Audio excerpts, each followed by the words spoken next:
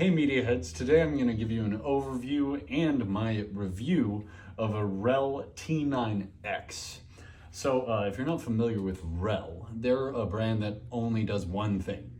They don't make speakers, they don't make amps, all they do is make subwoofers, which I always think of as a good thing. You can be a jack of all trades or a master of one. And I absolutely believe that REL has mastered their craft. Now this is actually one of my personal favorite subwoofers. It is the REL T9X. It has a 300 watt Class AB amp, two 10-inch drivers, one active front firing and one passive downward firing. It also is surprisingly heavy, and in my opinion, probably the best subwoofer for music under $2,000 or $3,000. As far as home theater performance, it does pack a punch. The total area of these two 10-inch woofers is about equal to a 15-inch woofer. So you are going to get a lot of bass out of this thing. So REL does things a little bit differently. So most brands, they just have one RCA input they call LFE, that's low frequency effect. Essentially what that is a range of signals, usually below 120 hertz, that your AVR or receiver or integrated amplifier sends just to the subwoofer. Now the issue with that is that it cuts out all the frequencies from 150 to 400 or 500 hertz and even beyond. Now, this bigger drivers like this don't necessarily excel in those high frequencies. It's why brands like SVS, all they do is include LFE inputs. REL, though, they approach it completely differently. While a driver from a brand like SVS or Rhythmic, that driver will weigh a pound or two, not including the magnetic coil. This driver might weigh a few ounces.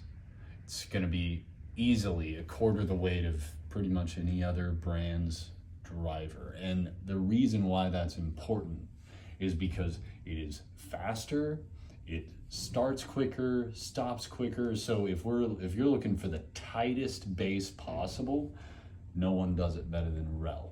In a low frequency effect versus what REL does, which is they recommend high level. With high level, you're actually getting the signal that's being sent to this speaker.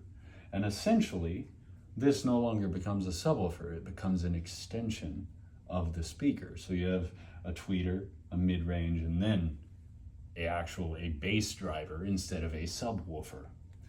The advantage of that is cost savings. Full range speakers are notoriously expensive. Even if you look at the flagship of the Motion XT series, we're looking at $5,000, while these bookshelves with one of these subwoofers is $3,000, and yet I would say performance is the same or even greater, because this subwoofer hits at a lower frequency than their flagship speakers. That is what really makes this subwoofer special.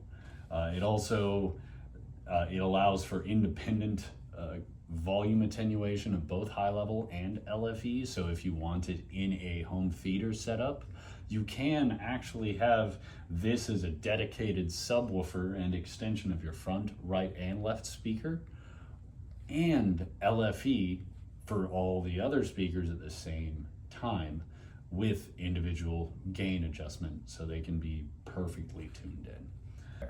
So with REL, we have a heatsink for the 300 watt amplifier.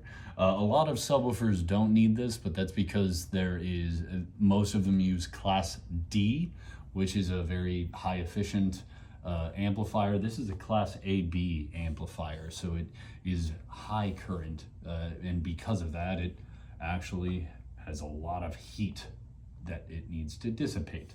That's the point of this. In general, Class AB is considered the better of the two, the more analog, quote unquote. Now what you're seeing here is a few different switches. You see their crossover. So what this is used to sort of blend the subwoofer to the speakers.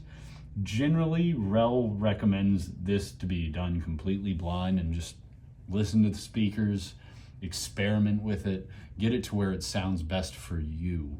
And that's for me really what makes REL very special. We also have the individual volume attenuations for high level and then LFE. So we have high level input here and LFE input here.